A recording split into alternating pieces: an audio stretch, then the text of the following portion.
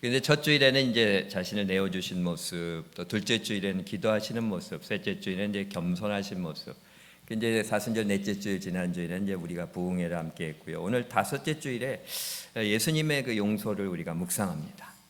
그러니까 죄와 사망으로부터 구원해 주시기 오신 예수님, 당신을 죽인 자들을, 당신을 고통을 주고 죽인 자들을 오히려 용서하시기 위해서 기도하십니다. 십자가 위에서 아버지 저들을 사하여 주옵소서, 자기들이 하는 것을 알지 못함이니이다, 그렇게 기도하시잖아요.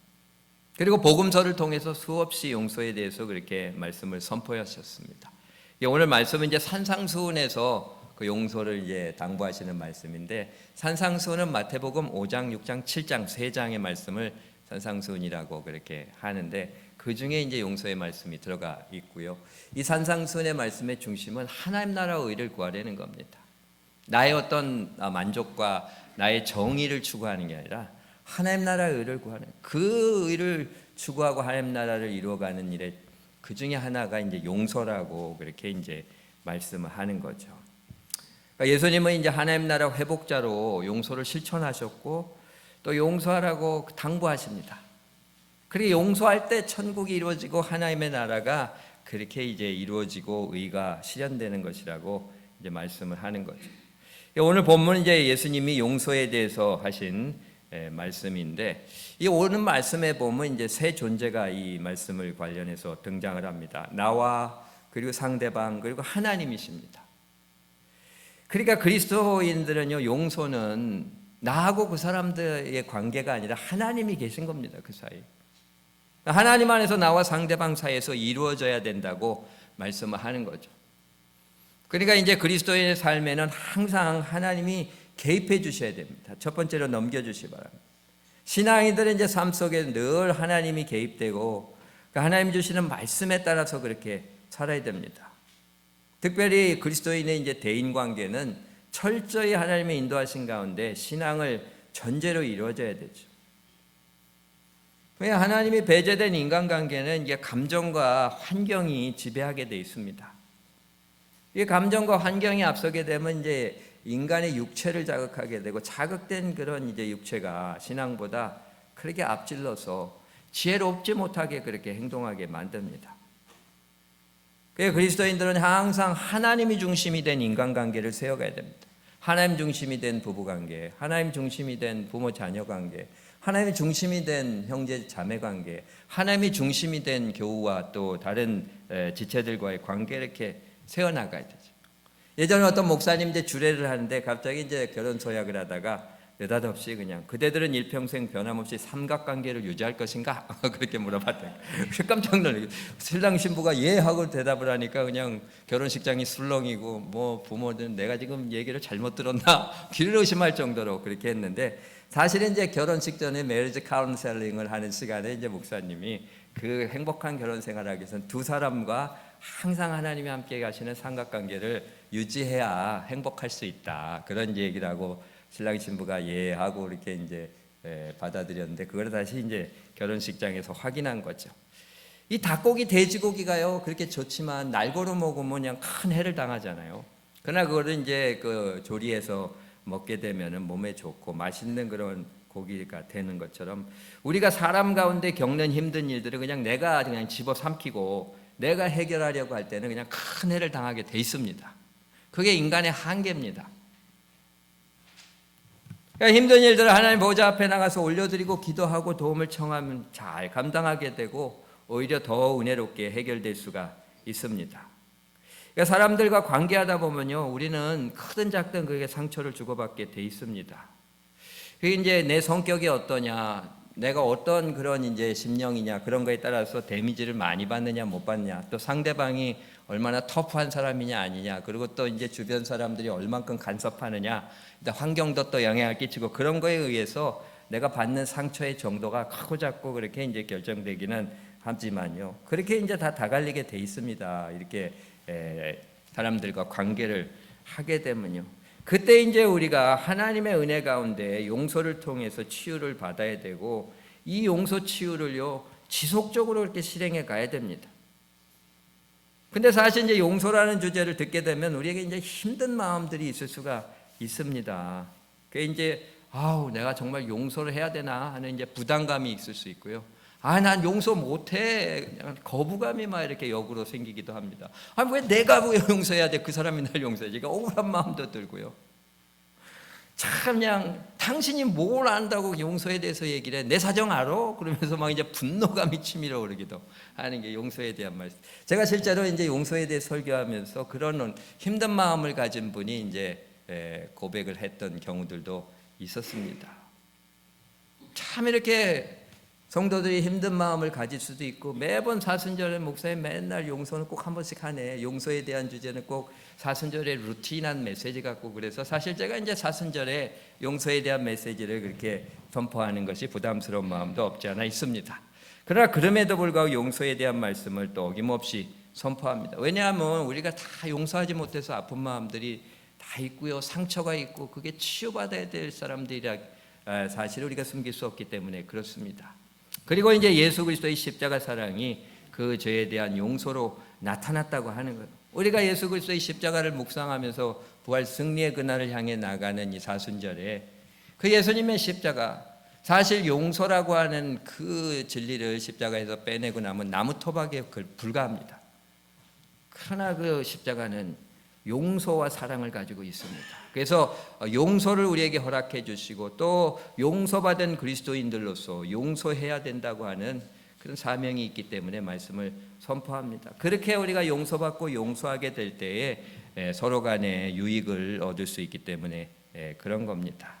그래서 용서는요, 나와 다른 사람들을 위해서 하는 겁니다. 오늘 본문도 보면 너희가 사람의 잘못을 용서하면 너희 하늘 아버지께서도 너희 잘못을 용서하시려냐. 너희가 사람의 잘못을 용서하지 아니하면 너희 아버지께서도 너희 잘못을 용서하지 아니하시리라. 이 말씀 이제 마치 보면 우리가 용서해야 하나님 용서하시고 우리가 용서하지 않으면 하나님 용서하지 않는다고 하는 그런 조건적인 말씀처럼 그렇게 보입니다. 그러나 이거는 이제 조건적인 개념이 아니죠. 하나님의 용서함을 받은 자로서, 하나님의 용서함을 추구하는 자로서 타인을 용서해야 된다고 하는 것을 강조해서 말씀하시는 겁니다. 또 하나님과의 관계가 또 우리 다른 지체과의 관계와 아주 밀접하게 연관되어 있다고 하는 사실을 그렇게 이제 말씀하고 있습니다. 사람이요 누군가를 미워하면요 그 사람의 붙잡힌 노예가 되고 맙니다. 맨날 그 사람 얘기만 나오게 돼 있습니다. 그 사람 생각이 아무리 내가 부인을 해도 계속 그 사람 생각으로 그냥 머리에 뱅뱅뱅뱅 돌게 되고, 이걸 어떻게 해야 되나, 그 사람 어떻게 해야 되나, 잠잘 때도 잠자기 전에 그 사람 생각하고 일어나서도 그 사람 좋은 생각으로 안 지나서나 당신 생각, 사랑의 생각을 하면 좋은데 반대적으로 미워하는 생각도 거꾸로 그냥 우리를 사로잡을 수가 있습니다. 그러니까 노예가 되는 거예요. 내가 부인을 해도 노예가 되어 있습니다. 누군가를 미워하고 있으면 내 스스로 내 안에 미움이라는 집을 짓고요, 미워하는 그 사람과 함께 살고 있는 겁니다. 아이고 그냥 내 자존심을 그냥 사정없이 짓밟았어. 나한테 그냥 그렇게 손해를 끼치고 그렇게 그냥 힘들게 했어. 그냥 내 앞에서 하는 짓이 어떻게 이렇게 무례하고 마음에 안 드는지, 나한테 그냥 큰 상처를 줬어. 이게 하면서 그 미워하는 그 사람 사실은 떠올리기를 싫어하면서도 계속 생각하는 거예요. 자꾸 떠올리고 섭섭하고 속상해하고, 그 미워하는 생각을 갖게 되면 이제 그 사람이 내 마음 안에 지어놓은 그냥 마음의 집에 완전히 그렇게 자리를 잡고 살게 되는 겁니다. 아니 내 안에는 예수님이 자리 잡고 살아야 되지 왜 내가 미워하는 사람이 자리 잡아야 됩니까? 가장 귀한 것은요, 뉴욕의 노른자의 땅도 아니고 강남의 노른자의 땅도 아니고 바로 내 마음 안의 땅입니다. 여기를 왜 미워하는 사람이 자리를 차지하게 만듭니까? 예수님이 차지하게 해드려야지. 성경에서 이렇게 남을 미워하다가 그냥 마음 미움의 집을 짓고 그냥 완전히 미움에 빠져서 그냥 그 미워하는 사람과 살면서 인생을 망가뜨리는 사람이 바로 사울왕 아닙니까? 다윗이 그냥 백성들에게 자기보다 인정받는 걸 보고 시기해서 미워하고 그냥 그를 죽이려고 쫓아다니다가 그 심령에 그냥 악신이 내리게 됩니다. 악령이 그렇게 내리게 되고 미움, 불안, 그냥 고통 속에 살아가다가 그렇게 파멸되고 말았습니다. 이스라엘은 사울은 이스라엘의 초대 왕이잖아요. 그가 이제 얼마나 영광스러운 왕입니까? 그렇게 왕이 되고 여호와의 영이 내려서 능력을 받고 그 이방 민족으로부터 이스라엘을 구원하는 역사를 이뤄갔던 그냥 위대한 사람이었습니다. 그 위대했던 사람이요, 다윗을 미워하기 시작하면서 그 인생이 바뀌기 시작했습니다.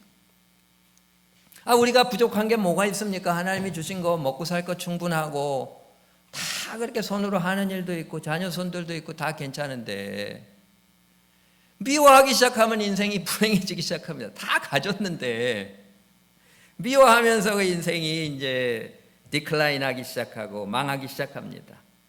다윗을 미워하는 가운데 여호와의 영이 사라지게 되어 있습니다. 여호와의 영은요 절대 미워하는 사람에게 임하지 않습니다. 악령이 임하게 되어 있습니다. 악신이 그냥 그 자리 잡고 주장하게 되니까 결국은 이제 고통과 파멸의 길로 나가게 됩니다.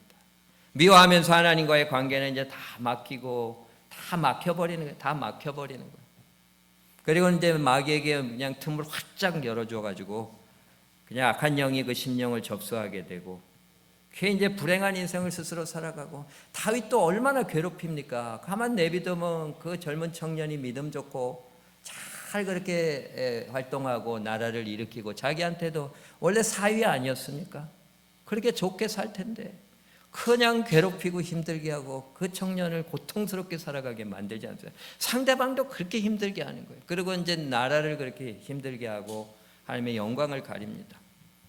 사람을 미워하는 것은 내 안에 그 독을 쌓아가는 것이라 똑같다 그렇잖아요. 독이 쌓이면 얼마나 그렇게 힘듭니까? 염증이 생깁니다. 사람이요 그 장수하고 건강하게 살려고 그러면 제일 중요한 게 몸에 염증이 없는 거랍니다. 이 염증이 자꾸 생기면 독이 쌓이면 염증이 생기고 그러면서 몸이 힘들어집니다. 우리가 이게 배변을 못하게 되면 어떻겠습니까? 그냥 이게 배출이 안 되면 이게 온몸에 독소로 그냥 쌓여가서 몸이 고통스럽고 그렇게 하다가 이제 병이 들고 그렇게 힘들어질 수밖에 없는 겁니다. 상한 감정의 치유라는 책에서 데이비 시멘즈 목사님은 이처럼 이제 독을 쌓아가면서 자기 자신을 파멸시키고 용서 못하는 것은 자신이 하나님의 용서와 은혜를 받아들이지 못했던 것이라고 그렇게 이야기합니다. 그러니까 오늘 본문 말씀처럼 하나님의 용서 받음과 내가 다른 사람 용서해 주는 것은 아주 밀접하게 그렇게 연결이 돼 있습니다. 하나님의 용서와 사랑 제대로 받아들이지 못하니까 그렇게 다른 사람 용서하고 은혜 베풀지를 못합니다. 그러니까 대인관계가 항상 실패하고 사람들과의 관계 속에서 정서적 갈등에 시달리다가 고통을 당하다 갑니다. 용서를 경험하지 못한 사람은요 다른 사람 용서 못하고 자신도 용서 못 받고 이게 악순환이 계속해서 그렇게 된다는 거예요. 악순환은 더욱더 악화되는 겁니다. 용서받지 못하고 용서 못하고 또 용서받지 못하고 또 용서 못하고 계속적인 악순환의 사이클이요. 기존에 내가 살아왔던 관계에서만 그렇게 있는 게 아니라 새롭게 만나는 사람의 관계 속에서도 그 악순환이 계속해서 돌아가는 거예요. 그리고 계속해서 미움, 정서적인 갈등과 단절된 대인관계로 고통을 당한다고 그렇게 얘기합니다. 잘할 때 상처 준 부모, 도움 필요할 때 도와주지 않고 놀리거나 무시했던 형제들, 등 돌리고 마음 아프게 했던 친구들, 나를 사랑하고 존경하고 안위하고 보호해 줄 것을 약속한 뒤에 오히려 비난하고 고통 주고 상처 준 아내나 남편, 그들에 대해서 그냥 계속 미워하고 원망하고 분노하는 모습 속에 사실 내 자신이 용서받고 용납하지 못한 내 자아상이 드러나고 있는 거라 그렇게 말씀합니다. 그들에 대해 계속 미워하고 원망하고 분노하는 것, 결국은 용서받고 은혜 받는 것이 무엇인지 모르기 때문에 그런 거예요. 어떻게 다른 이들을 용서하고 은혜를 베풀 수 있겠습니까? 자신이 괴로움을 느끼는 것은요 그렇게 될 때에 또 다른 사람을 괴롭게 한다고 하는 거예요. 이 데이비 시멘즈 목사님 이렇게 말씀합니다. 결혼한 많은 사람들의 실수는 오직 하나님만이 하실 수 있는 것을 인간이 할 수 없는 것을 남편이나 아내에게 해달라고 요구하는 게 실수라는 거예요. 하나님이 하시도록 내어드리지 않는 것이다. 나에 대한 진정한 위로와 인정과 사랑은요 사람이 아니라 하나님께로부터 받아야 됩니다. 나의 죄와 허물과 상처에 대한 진정한 용서와 치유는 사람이 아니라 하나님께로부터 받아야 됩니다. 예수님께서 갈보리 십자가에서 우리에 대한 사랑을 분명히 보여주시고 죄를 씻어주셨습니다. 우리가 아직 죄인 되었을 때에 그리스도께서 우리를 위하여 죽으심으로 하나님께서 우리에 대한 자기의 사랑을 확증해 주셨습니다. 할렐루야. 그것으로 충분한 겁니다. 그럼 믿지 않기 때문에 우리 자꾸 넘어지고 쓰러집니다. 이거를 분명히 믿고 받아들여야 됩니다. 나는 예수 그리스도의 십자가 보혈로 용서받았고 진정으로 사랑받고 존귀한 자가 되었음을 우리가 믿어야 됩니다. 나는 충분히 사랑받은 자요, 나는 충분히 괜찮은 사람이라고 하는 것을 우리가 믿어야 됩니다. 다른 사람들이 나를 인정해 주지 않고 내 가까운 사람들이 나를 무시하고 사랑하는 사람들이 나를 떠났어도 내가 홀로 남아있어도 나는 하나님과 함께하고 있습니다. 영원히 예수 그리스도를 통해서 하나님 나를 사랑하십니다. 영원히 나는 존귀한 사람입니다. 어떤 시련과 여건과 사람들의 무시와 비판과 박해 속에서도 나는 괜찮은 사람입니다. 우리가 그것을 분명히 깨달아야 됩니다. 마음속에 다른 사람에 대한 미움과 원통함을 품게 되는 원인은요, 이 너무 공정하지 못하다는 거예요. 이 공정치 못한 불의를 참지 못한 이 분노 때문입니다. 나는 내게 주어진 환경에 희생물이 되고 말았어. 내 주변 사람들로 인해서 억울하게 고통받았어. 선택권이 나에게 주어지지 않았고 내가 원하지 않는 과정, 내가 원하지 않는 부모 형제들을 만났고 내 인생에서 만난 사람들도 그렇게 만날 수밖에 없었고 그들로 인해 내가 너무 힘들게 살아왔어. 이렇게 단식하며 자신은 그냥 환경의 희생물이고 자신이 받는 고통, 상처, 수치는 다 그렇게 공평하지 못한, 용납할 수 없는 것으로 생각하며 그렇게 우리가 분노하고 괴로워할 수가 있습니다. 이걸 어디 가서 치유받을 수 있겠습니까? 사람의 이제 방법이나 도움이 좀 도움이 될 수는 있습니다. 그러나 온전한 치유에 이르기는 할 수 없습니다. 이렇게 손상된 그런 사람의 상처 치료를 위해서 내가 가야 할 것은 모든 불공정과 불공평, 억울함, 불의가 모여진 십자가입니다. 예수님의 십자가에서 우리가 억울하게 받은 고통과 불의를 다 체험하셨고요, 우리가 마땅히 받아야 될 형벌을 예수님이 대신 받으시지 않았습니까? 그가 우리를 위해서 찔렸습니다. 우리의 허물을 인해서 찔림받았고 그가 우리를 살리시기 위해서 상처를 받으셨습니다. 그가 징계를 받으셔서 우리에게 평화를 주셨고요, 그가 채찍에 맞음으로 우리가 살 길을 얻게 됐습니다. 우리가 얼마나 자아가 강하고 내 주장을 하면서 주님의 뜻을 안 따랐습니까? 우리가 다 양 같아서 각기 제 길로 나아갈 때에 주께서 우리 모두의 죄악을 그에게 담당시키셨도다. 다 그에게 담당시키고 그가 곤욕을 당하여 괴로울지라도 입을 열지 아니하였습니다. 우리 뭐 억울하다고 그러고 그냥 상처받았다고 그러고 답답하다고 그렇게 얘기하면서 핑계대고 그냥 원망하고 그렇게 다투는데 예수님은요, 그냥 도수장에 끌려가는 어린 양과 털 깎는 자 앞에 잠잠한 양과 같이 그 입을 열지 아니하였도다. 우리를 위해서 다 받아주셨습니다. 예수님께서 십자가에서 우리를 위해서 해를 당하시고 모든 죄를 용서해 주시고요, 연약함을 취해 주시고 모든 불의와 억울함 감정을 이기게 하시고 다른 이들을 용서하고 사랑할 능력까지 주셨습니다. 십자가의 사랑과 용서의 능력을 좀 믿으시기를 바랍니다. 우리 너무 이성이 발달해 가지고요, 이해되지 않는 것에 대해서는 받아들이려 하지 않고 그거를 따르려고 하지 않습니다. 그러나 이해의 영역을 넘어서는 하나님의 놀라운 역사가 그리스도의 십자가를 통해 나타나게 됨을 믿으시길 바랍니다. 십자가 앞에 나아가서 기도하는 가운데 내 죄 용서함 받고 내가 사랑받은 자요, 괜찮은 사람이요, 살만한 사람이라는 것을 깨닫고 다른 사람들을 용서하고 사랑하고 용납할 수 있게 되기를 바랍니다. 나는 할 수 없으되 예수님은 하실 수 있습니다. 예수님의 십자가의 능력으로 우리가 감당할 수가 있습니다. 이번 사순절에요, 십자가를 좀 묵상하시기를 바랍니다. 너무 이성적이고 합리적으로 메이크 센스한 종교 생활만 한 건 아닌지요. 내가 하나 주면 저 사람도 나 하나 줘야 되고, 나를 섭섭하게 하면 나도 그렇게 반응해야 되고, 하나님이 내 기도를 들어주셔서 이렇게 이루어지고, 모든 메커니즘이 내가 생각하고 원하는 대로 이루어지는 거, 거기에 하나님이 파워를 주셔서 조금 더 그렇게 더 잘 되게 하시고 더 크게 하시고, 이 정도 수준에서 우리가 신앙생활한 것은 아닌지 모릅니다. 그러나 우리 이성과 이해를 뛰어넘는 십자가의 능력이 있으심을 믿으시길 바랍니다. 내 심령이 치유받고 변하고 다른 사람들이 변하고 관계가 회복되는 것은 여리고성 무너지는 거나 홍해바다 갈라지는 것보다 더 큰 기적인 줄 믿습니다. 어쩔 때는 이게 이루어질 수 있는 것인가? 불가능한 일 아닌 건가?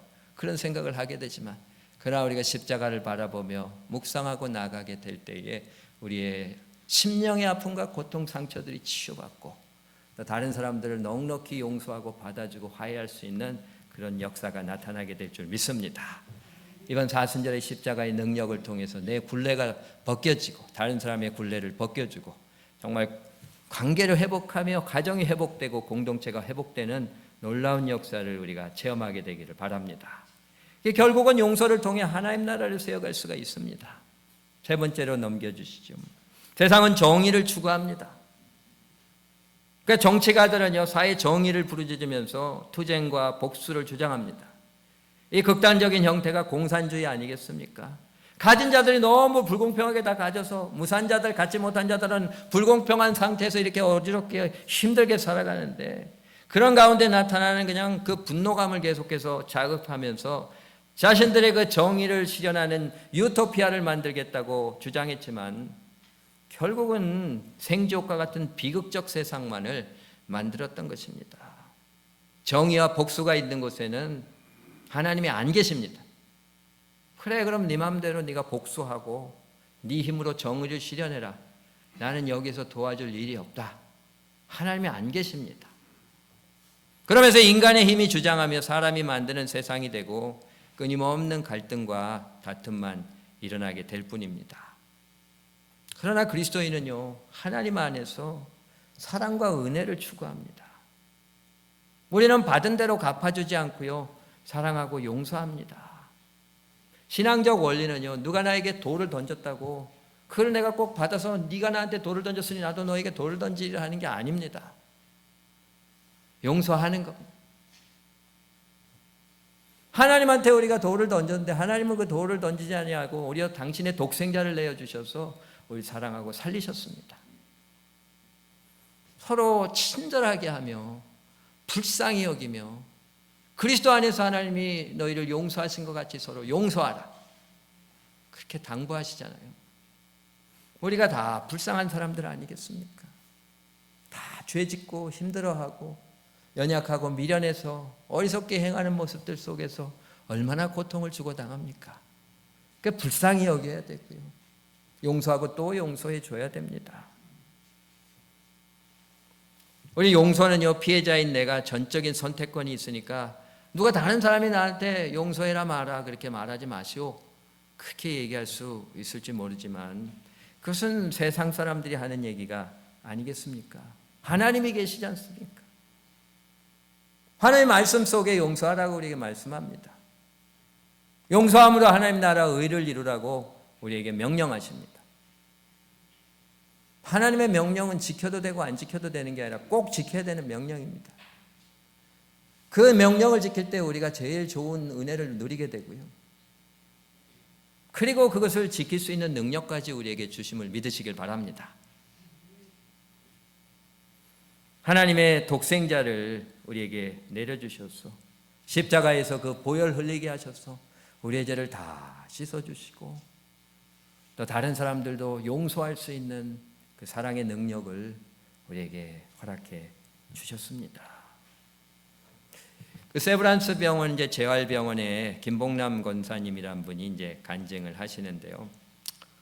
그 암투병하는 남편이 이제 어느 날 이제 숨이 차오른다면서 이제 담임 목사님 연락해서 불러달라고 하고 또 자기는 이제 화장실로 데려가 달라고 그렇게 해서 화장실로 데려갔는데 화장실 변기에 앉아있는 남편 쓰러지지 않도록 그렇게 붙잡고 있는데 그 생각이 들대요. 이제 둘만의 시간은 이게 마지막이겠구나.